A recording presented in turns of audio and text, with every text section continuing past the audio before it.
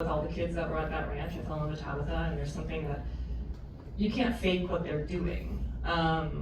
Portia on a horse, she's like flying through.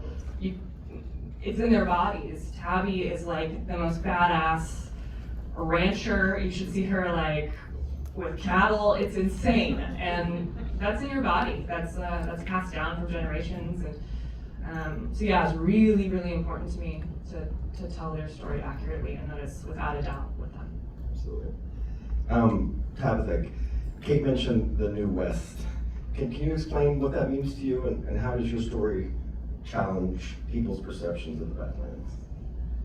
Well, as you can tell by the movie, it's a lot different than the Old West. Well, it's everything you just seen, all of it, and the epic beauty of it, the tragedy of it. It's a culture that we're losing all the time. I mean, I don't know, horses are a little in right now, so hopefully this helps it a little more to keep it alive. It's the heritage, it's everything we want to be here another 100 years later. And Portia, you were 12 years old when Kate arrived. What was it like growing up with the cameras around and seeing yourself on screen? At first it was really weird to watch myself on screen, but yeah. I got used to it. The night shoots, not fun. Them shooting in the house while I'm trying to sleep is also not fun. But I think overall it was a great experience. Kate made an impact on her life.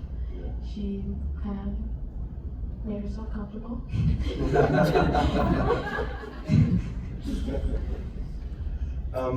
I guess for all of you, this film required a lot of, trust between all of you. Can you talk about how you navigated this vulnerability together? I'm going to give this to the person who has been the most vulnerable. Yes. I don't know how to explain it, but within being around Kate for, it was less than an hour. I felt I could trust her, and I don't know. I feel like we were two puzzle pieces meant to be put together. I'd never told some things that I told to Kate, and I'd never shared that story like that until Kate. And to see the way she reacted to it when I told her, that was all I needed to know about who she was and the love she had. That's awesome. Tabby is also like one of my greatest friends of all time. I speak to her every single day, really like over 5 years. So yeah, it's just also when you make a film together, it's like such a specific bond, especially a film like this. So. And what do you all hope people take away from this film about the Badlands, about living there, the people there?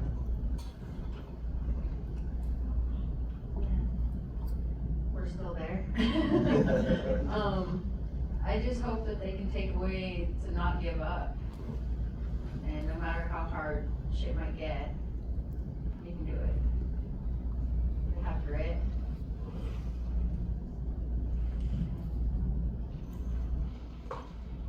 What do you think, what do you hope people take away from this film, and what do you want them to know about the Badlands and the people that live there? That the people are probably never going to go, and to show an impact on what really is life outside of different cities and stuff, and show what life can be different in different ways. How about any audience questions? Right here. I was a little intrigued by the extent to which social media and phones were abundant in the Badlands. Anything to say about that? Or? And he was kind of taken how much social media and phones were kind of in the Badlands. Just in the film, yeah. So it was really important to me. Tabby's always has a camera in her hand. Snapchat, TikTok, everything. She really does sell horses on TikTok. She is actually her own director, and I learned how to shoot horses because of how good she shoots horses. So when I was making this film, I was like, I want Tabby's point of view in here. I want her lens. A lot of the stuff you see, that's actual, like, real TikTok footage that she's had over the years, and a lot of, her in rodeos. Some of that footage was, a couple years ago. So yeah, it was just really important to me to not have my fingerprints on it too much and have Tabby's. Yeah, I'm always behind the camera. Kate's like the only person that's ever got video footage of me. Sir? Yeah, everybody did an incredible job, but what I wanted to know is, how are you as a director able to bring these incredible performances out of these actors that, only just now started acting? Yeah, how did you get these performances out of these first-time actors? Trauma. Yeah, trauma does a lot. Well, my background was, I was an actor, so I really respect and love actors, and I love an actor's brain, and honestly, when I'm directing, it's just how I wish I was treated when I was an actor from directors, which is like a lot of trust and, giving the actor a brain, because sometimes, the director thinks that they have the better brain, and they don't. Their actors are incredible. So basically, like, my audition for them was me secretly coaxing them into telling me a story. And if they could hold my attention for X amount of minutes, I'm like, well, then you're an amazing storyteller. And I think, coming from Native American backgrounds and coming from places like South Dakota, storytelling is so enriched in culture there. And some of the best stories I've ever heard in my life were in South Dakota, just wild, crazy things. So yeah, for me, it was just immediately I knew that they could do all of this. And especially like me, yes, I guess I worked with them, but they are full actors in their own right, fully without me. They could play any role, seriously, any role. So all of those kids. So I was really, really blown away by them, and they held their own to Scoot McNairy, Jennifer Ely. It was, yeah, never back down to them, nothing. It was really inspiring and cool to see, yeah. And how did you do that? How did you, the balance between the actors and the non-actors, was there any problems there, or kind of rough patches? Honestly, yeah. Hey, we all became like, I remember Scoot McNairy said to me, he goes, "This is like movie summer camp." Okay. So, yeah, I mean, yeah, we're all super close. Not really. I mean, my first time acting cast was so professional, showing up every day, ready to make choices, try something new. And same with Jennifer and Scoot, so it really was the same. I think maybe the only thing, like if you were ever struggling, which you guys really weren't, with any kind of like emotional moment, the amazing thing was I had so many years with them. So I kind of know how their minds work, and maybe, what stories that they told me that I could kind of coax out of them and be like, hey, remember, think about this, or, so that was really the only thing, but I think they Scoot and Jennifer had pulled me aside and were like, oh, I didn't expect them to be this good. So that was the best compliment we could all ask for. Anybody in the back? Sure, go ahead. Yes. For Portia, do you still have your snake? Portia, do you still have your snake? Yes, I do still have my snake. Snake? Her name is Artemis. Great. I'll do your name. Thank you. Sure. It was so beautiful, so honest, as one would say. I had a question about the evolution of story for you, Kate, and for both of you as well. So from when you first started the writing process, and then you started shooting, I can only imagine there was also this therapeutic moment almost to relive, and I'm sure it was really hard, and retell. So I'm curious how it kind of evolutionized for all of you from beginning to end. Yeah, how the story evolved from beginning to end, from when you started the story to shooting. Yeah, I'm like a director who's not, especially for something like this, I'm not really into I don't do huge script outlines. I just really just go off of instinct, and I need to be inspired by the place that I'm writing about or the people who I have in my mind. But yeah, I'm pretty unconventional and probably like most, big, screenwriting buffs would say like, oh, that's not the way to do it. But it's the only way I knew how to do it. I feel like I've been writing for basically like 3 years with them, like with them in mind and coming up with little scenes. But then when I like actually wrote it, I like blacked out and wrote it in like a day.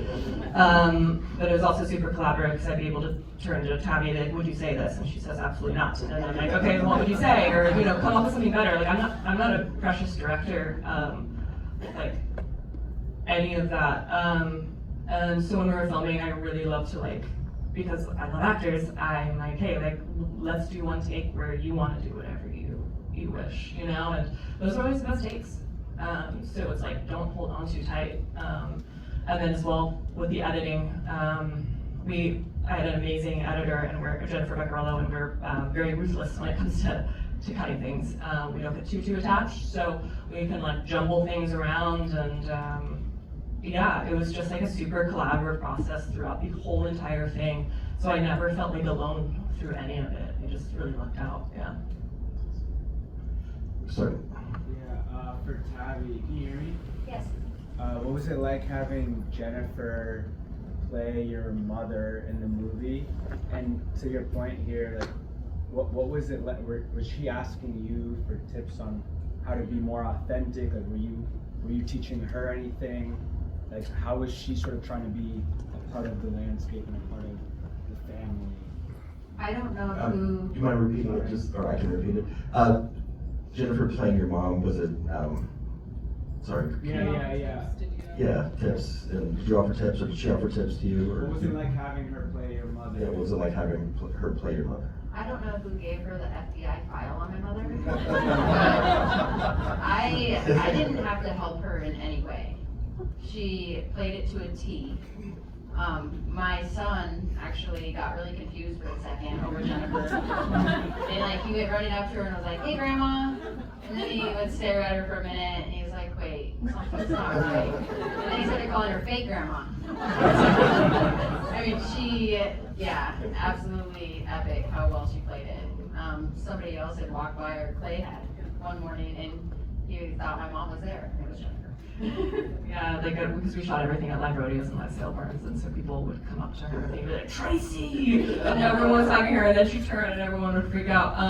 But Jennifer, I sent, over the many years that I was with their family, I knew Tracy really well, so I would secretly be recording her cooking or telling a crazy story, or how she is when she's branding. Yeah, like a creep. And then I would send everything to Jennifer, and she just studied it nonstop, and basically all the clothes, everything that you see in the film are, really her clothes and exactly her style. So. In the back, I can't see. If you can yell out. Go for it. You just mentioned it. I was going to ask, like, when you were at the sales and at the rodeos, if those were all, if any of them were like you hired background characters and like set it up, or they were all already happening and you went and filmed at them? Okay, the question was, were the rodeos and everything, were they live, or did we set that up? Those were all live. We would never have the budget to set any of that up. But everything was live, but that was also like a full choice, even though, of course, because we're shooting at live rodeos, they have a business that they're doing, same with sale barns. So like we would come in and just beg for like 2 minutes of, while they're cleaning the arenas or whatever, so we could get our shoot in. But that was also really important to me because, like I said about like these women, you see it in their bodies. You see these people are ranchers. They're from South Dakota. It was really important for me to involve the whole community. So I would say almost everyone you see is South Dakota, people that I found over the years. Yeah. We have time for one more.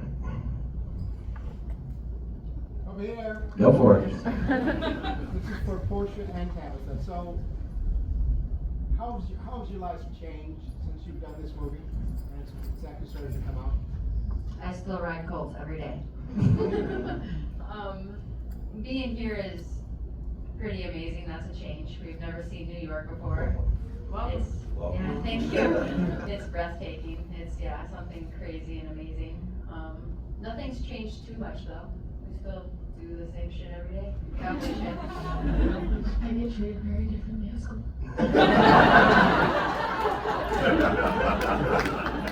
And things may change even more when it comes out in theaters in August. Let's give it August 15th. Tell your friends. Ladies and gentlemen, give a round of applause for Mr. Allen.